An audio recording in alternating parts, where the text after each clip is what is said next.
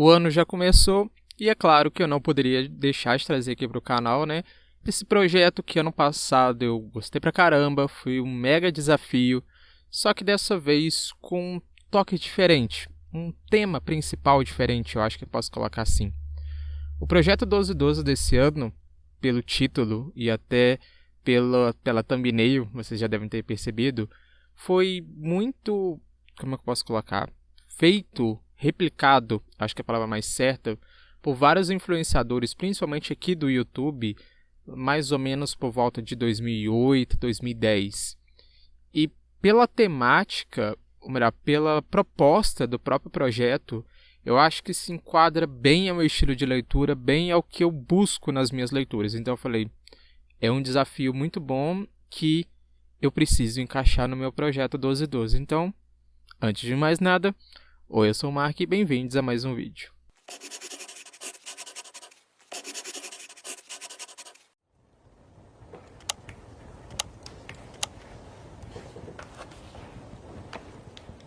Sempre que eu leio um livro, eu me preocupo sempre com ambientação. Eu gosto de me sentir, de adentrar na história, de estar ali vendo aquela cena, né? Se o livro for escrito em primeira pessoa, eu sinto essa necessidade de tanto entender o que o personagem está passando, os sentimentos do personagem, mas também com relação ao ambiente onde o personagem está. Se o livro é bem descrito, né, essas questões de ambientação, pontos muito positivos ao meu ver. E quando não é, infelizmente, acaba atrapalhando a narrativa, porque a gente não entende para onde que o personagem está caminhando, por onde ele está passando. Então, devido a essas questões de ambientação e pensando nesse desafio, né, 12 livros, 12 países, é o projeto 1212 desse ano. Então, antes de eu falar qual que é o livro e discorrer mais sobre, vou estar passando a intro aqui para vocês, que foi feita com muito amor e carinho. Então, por favor, não pulem a intro.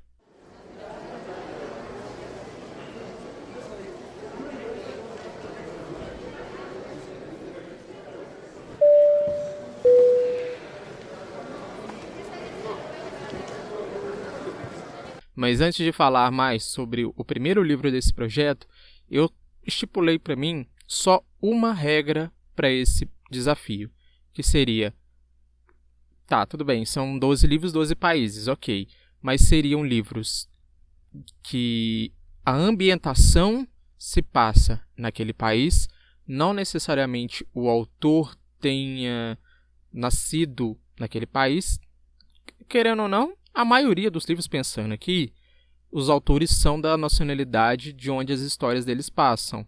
Mas eu não queria pegar um livro, por exemplo, de um autor que nasceu na Noruega, chutando aqui um país, mas que a história dele se passa nos Estados Unidos. Isso a gente já vê direto, isso tem direto em várias leituras. Então eu pensei assim, não, eu não quero pensar em autor, eu quero pensar em ambientação. Então a história em si tem que se passar naquele país.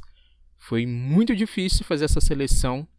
Até a hora da gravação desse vídeo, janeiro, eu ainda só tenho 7 livros selecionados, ainda faltam mais 5.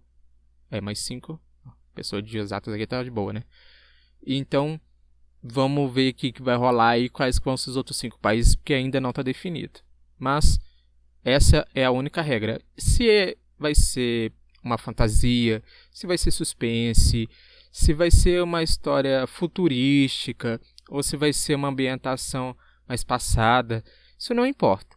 Me levando para aquele país, daquela época onde o livro está sendo descrito, tá valendo, ok? Então, agora sim, vamos embarcar para algum país.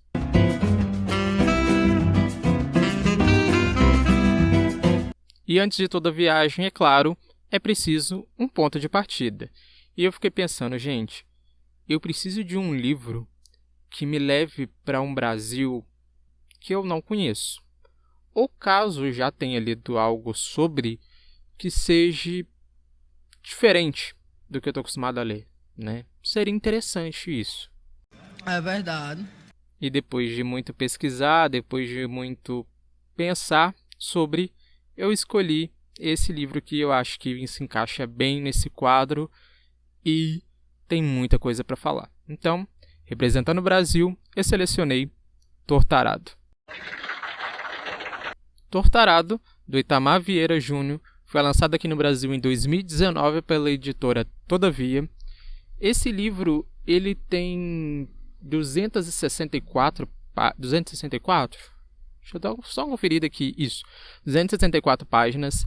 E pelas categorias da Amazon, ele se enquadra, tá no ranking, né, no top, né, eu acho que eu posso colocar assim, categorias de drama e realismo mágico.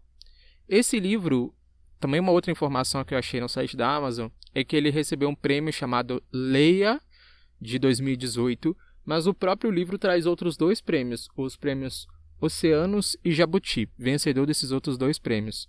Não sei se esse outro 2018, o livro é de 2019, não sei por que não saiu também com esse outro título aqui em cima. Mas, detalhes. Uma outra informação muito importante que eu acho muito relevante, para ser mais exato, da Amazon, é a quantidade de avaliações. Porque, vou estar lendo aqui para vocês, ele tem mais de 36 mil avaliações na Amazon, e com notas, né, no caso, e a média total de nota é 4.8. Então, ter um 4.8 de 36 mil é muita coisa. Eu tô passada, chocada. Meu Deus! Jesus!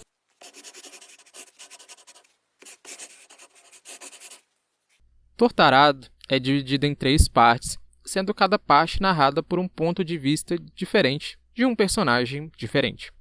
A primeira parte é narrada pelo ponto de vista da Bibiana, juntamente com a sua irmã Belonísia.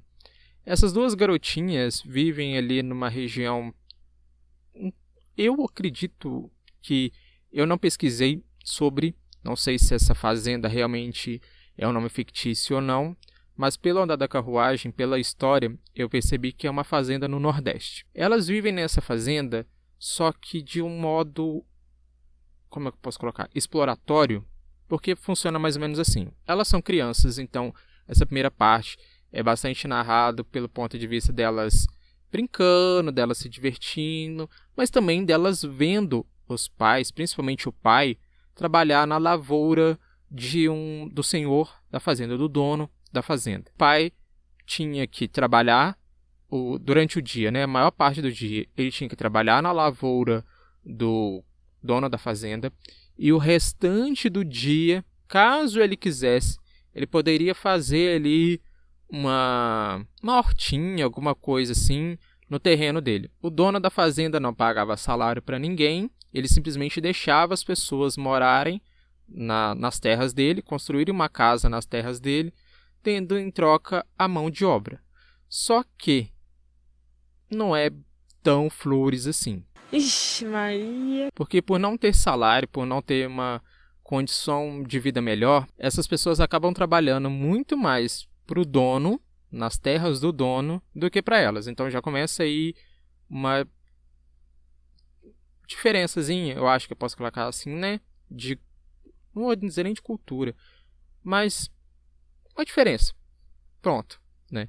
E eu acho que o ponto principal dessa primeira parte, que eu fiquei mais com ódio, foi do dono, porque não era permitido para as pessoas construírem as suas casas de tijolo, de cimento. Não, as casas tinham que ser de barro. Então você imagina uma casa feita de barro. Você não tem como... Choveu, por exemplo, muito forte, é isso, a casa desmancha. Você vai ter que fazer tudo de novo. E como que você vai ter tempo para construir a sua casa, para a sua família, para suas filhas e tal, e ao mesmo tempo ter que cumprir a carga horária na lavoura do dono da fazenda? Ah, mas se eles quiserem morar na minha fazenda, tem que ser assim. Tá, beleza, mas não deixa de ser uma... né? Viu? E ela não tem esse direito. Fica de boa, relaxa. Deixa ela. Nossa, bicho.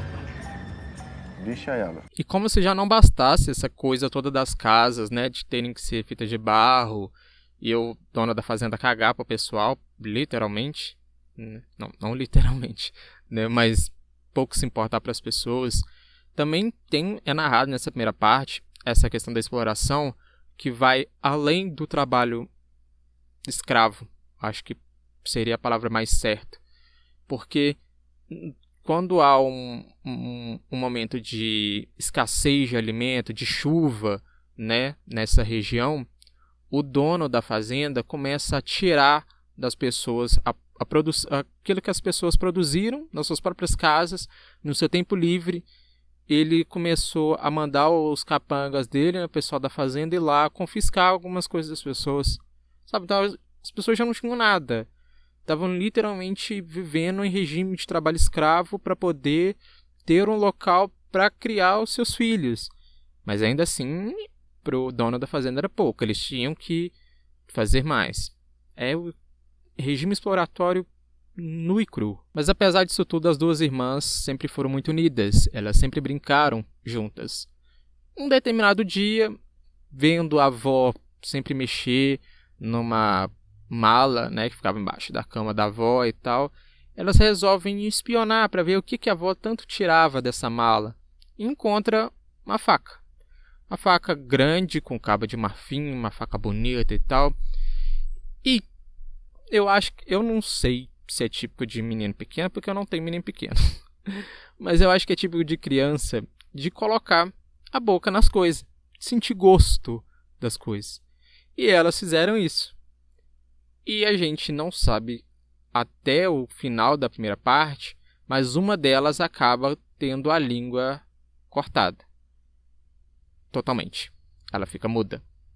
E assim, a descrição dessa cena não é tão literal por ser o ponto de vista de uma criança, né, da Bibiana, mas ela fala a questão do sangue, a questão do desespero dos pais para poder chegar até o hospital, que é longe também. Então, mais aí uma dificuldade que eles tinham que enfrentar diariamente não, mas sempre que necessário. É muito bem descrito essa dificuldade, essa exploração, essa coisa de um Brasil que, por mais que seja passado, né, pela nossa história aqui, é ao mesmo tempo muito atual.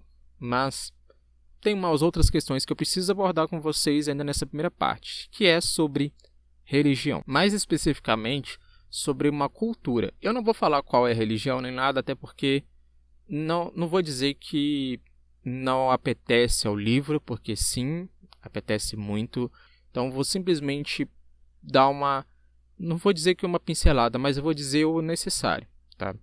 Tendo em vista isso, tendo dito isso, vamos falar de Joseca Chapéu Grande. É visto muito como um curandeiro, sabe? Ali por todo mundo que trabalha na fazenda, todo mundo que mora ali na fazenda. E ele é bastante respeitado por todo mundo, principalmente quando se trata de doenças psicológicas, sabe? Eles abordam aqui como se fossem espíritos malignos, né? Que entra na pessoa e deixa a pessoa daquele jeito.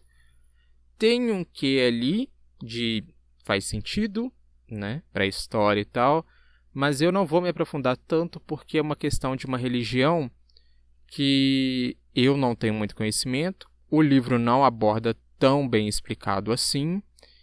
Então, simplesmente eu vou dizer que ele é visto, o Joseca Chapéu Grande é visto como uma pessoa de bastante influência e bastante respeito ali por todos os moradores da fazenda. Não tanto pelo fazendeiro, mas ainda assim o fazendeiro acaba se curvando um pouco para Joseca Chapéu Grande. Você não viu nada? Hã? Não viu nada, meu amor! A segunda parte já é descrita pelo ponto de vista da Belonísia.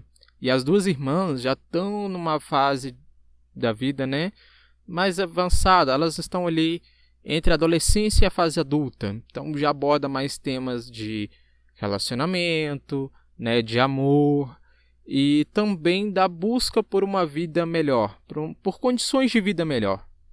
E com isso a gente vê a Bibiana correndo atrás dos seus objetivos, correndo atrás do seu sonho de se tornar professora, e ela se junta com um primo, que ela acaba... Não sei nem se ele é um primo de primeiro grau, ou não, acho que ele é um primo de segundo ou terceiro grau. Acaba se relacionando com esse primo, né? E saem da fazenda em busca de um futuro melhor, em busca de uma vida melhor.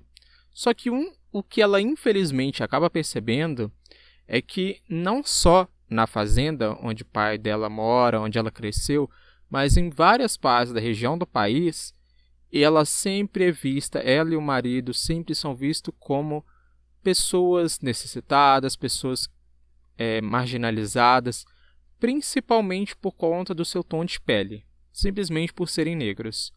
É a discriminação nua e crua, o preconceito que está em todo quanto é lugar, infelizmente.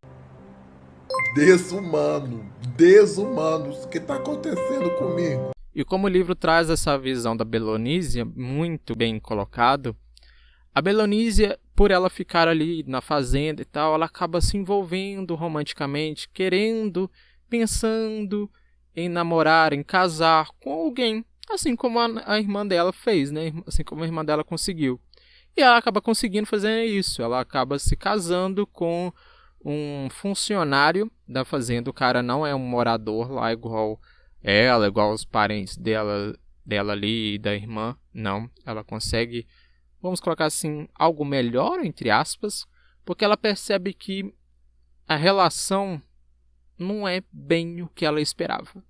Ela começa a perceber que o marido dela não é um homem como o pai dela é para a mãe. Ele é um cara machista, é um cara misógino, ele bebe demais, sabe? Então ela começa a perceber que não tá certo. E ela vê que ela não quer isso para a vida dela. Então, num determinado dia, ele chega já doidão de cachaça, ela enfrenta ele sim, ela bota ele para correr, ele acaba acontecendo uma coisa com ele, agora eu não vou dar spoiler, mas achei bastante digno. E o interessante dessa parte do livro também é que ele traz o ponto ali da Belonísia, né? Forte, sendo uma mulher empoderada, né? Que bota o macho no devido lugar, mas também mostra a fragilidade, porque quando mostra a vizinha, que também é casada com o funcionário da fazenda, né?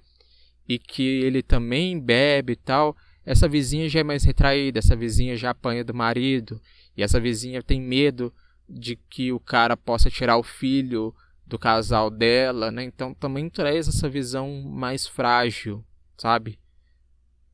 Tocante e ao mesmo tempo verdadeira. Eu gostaria de não comentar sobre isso. Ainda nessa segunda parte, é muito bem colocado sobre essa questão da religião. Eu sei que uns segundos atrás, né, alguns minutos atrás, eu falei que eu não ia aprofundar muito, mas como eu disse, no livro não se fala do surgimento da religião, de onde ela veio. Pelo que eu entendi, para não ficar uma coisa muito vaga, eu vou dizer o que eu entendi do livro, tá ok? Então, se eu estiver errado, eu peço desculpas ao autor, peço desculpas a quem está assistindo esse vídeo e vou pedir para me corrigirem aqui embaixo. Mas pelo que eu entendi, é uma religião de matriz africana, então pode estar ali bem ligado, bem direcionado a Umbanda, porque tem essa questão de espíritos falando através das pessoas incorporadas. Aí já é tratado, né, mais pra gente, que o Zeca Chapéu Grande incorporava uma mulher, mas que ele não queria tanto assim se vestir de mulher, porque ele ficava com receio do que as pessoas iam falar e tal, mas ainda assim, ele recebia o espírito dessa mulher e tal, e ela acaba botando ordem pro fazendeiro, né? Eu achei bem interessante essa parte. Mas essa segunda parte também traz muita informação, além da religião, sobre a avó deles, da Bibiana e da Belonísia. Como Zeca Chapéu Grande foi parar lá na fazenda ainda criança. Então a gente vê que não foi o Zeca Chapéu Grande que trouxe as filhas e começou a criar as coisas ali na fazenda. Não, é uma coisa de gerações e vai passando. Os pais vão morrendo, os filhos vão ficando, vão criando, vão construindo suas casas de barro. É uma coisa que fica descendentes, né, para os seus descendentes ali. Tanto a questão do trabalho quanto a questão da cultura. E para não falar que o autor deixou uma ponta solta, ele traz também, e isso eu achei incrível, a história da faca. Do que é essa faca? Por que a avó tinha essa faca? E se a faca era de um mármore, né, que nem eu falei, e eles estavam passando necessidade, por que a avó não vendeu a faca para poder conseguir dinheiro para eles não passar necessidade? Então o livro traz bem isso, ele pontua muito bem, eu achei bem interessante.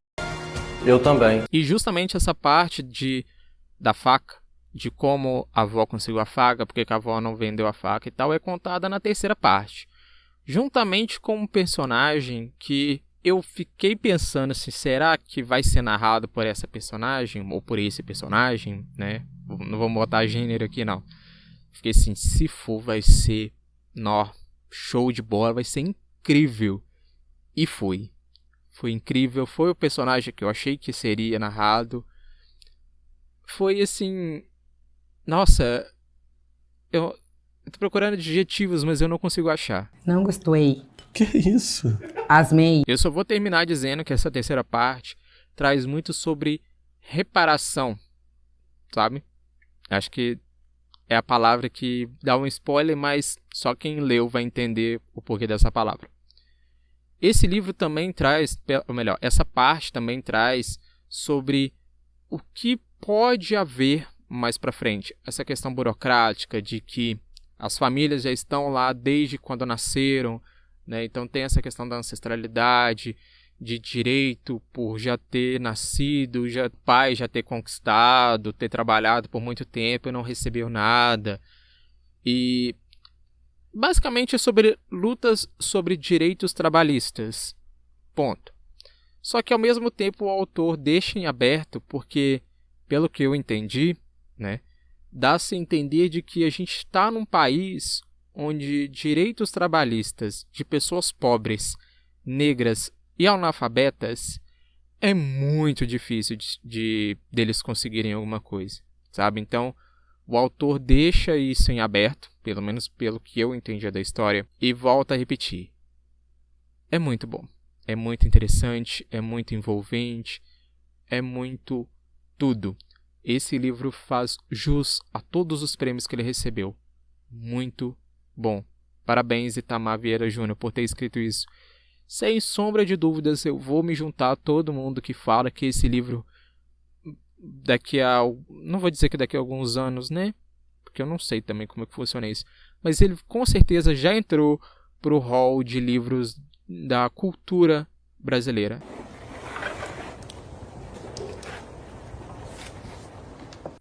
Tortarado, sem sombra de dúvidas, trouxe muita representatividade de ambientação, com as casas de barro, com a fome, a sede, a miséria, mas ele vai além disso. Ele traz a cultura, ele traz pensamentos, falas, jeitos de personagens que são típicos do Brasil, mais especificamente do nosso Nordeste brasileiro. Meu povo, o cuscuz está pronto! Eu achei incrível que num país tão grande como o Brasil, a gente tem ainda pessoas que pensam como o fazendeiro, que pensam como os filhos do fazendeiro, que só querem explorar as pessoas, sabe?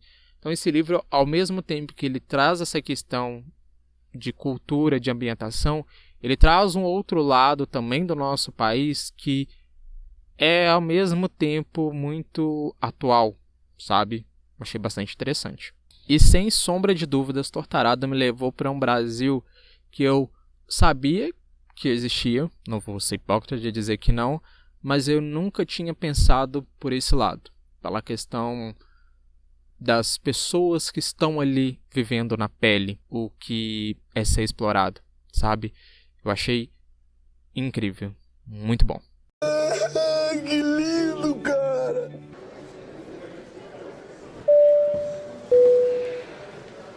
E eu finalizei a leitura de Tortarado dando 5 estrelas e favoritado, sem sombra de dúvidas. Esse livro representa muito nosso país, muito nosso Brasilzão. Eu vou repetir, e quantas vezes for necessário, de que é um livro necessário nas aulas de literatura de todas as escolas, porque é muito envolvente, intrigante, atemporal, muito atemporal e perfeito. Torturado é perfeito. Mas, do meu ponto de vista, pessoal, vou dizer, é uma obra-prima. E agora, tendo nem que seja um pouquinho do nosso Brasil, né, nosso Nordeste, eu já consigo pensar, já consigo planejar a nossa viagem, mais precisamente a minha viagem, mas eu convido vocês a estarem me acompanhando aqui, que para o próximo continente que eu vou estar viajando, é um continente bem longe aqui do Brasil. É um país, na verdade, bem longe, o continente também, bem longe aqui do Brasil. Longe, mas nem tanto. Se a gente for pensar que a Terra é redonda, não pensa que a Terra é quadrada, gente, pelo amor de Deus. É perto, mas ainda assim não tão perto assim. O destino da próxima viagem vai ser Ásia, mais especificamente a China. Então, eu espero você aqui mês que vem para poder descobrir se eu consegui caminhar pelas ruas chinesas através das páginas do livro ou se foi uma caminhada pouco cultural. Não sei. Veremos. Então, até fevereiro, quando eu vou desembarcar na China. É isso. Eu vejo vocês na próxima. Tchau, tchau, gente.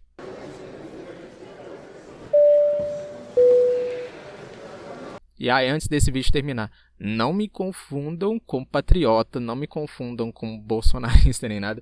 Isso aqui, ó, é só por causa do país, tá, gente? Pelo amor de Deus, eu vim até com a camisa branca para não ficar com a camisa verde e amarela e se confundido com esse povo, não. Pelo amor de Deus. Não, não. Agora sim, eu vejo vocês na próxima. Tchau, tchau. E eu queria explicar para vocês que não foi isso. Apesar de ter parecido, não foi.